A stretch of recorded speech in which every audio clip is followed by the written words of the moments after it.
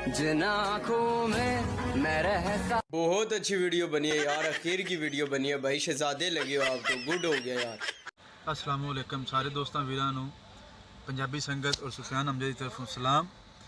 अज तुहाडे नाल एक छोटी जी गल शेयर करनी है यार। गल है शेयर करनी है कि साडियां मस्जिदां ने, चाहे वह बादशाही मस्जिद होवे चाहे वह फैसल मस्जिद होवे, इन्हूं खुदा दा वास्ता जा यार मस्जिद रहन दिओ। तुसीं फोटो शूट करना, तुसीं गाने की रिकॉर्डिंग लाई होंदी, तुसीं अपनी टिकटॉक बना रहे होंदे हो ते तुसीं मस्जिद दे विच कर रहे होंदे हो।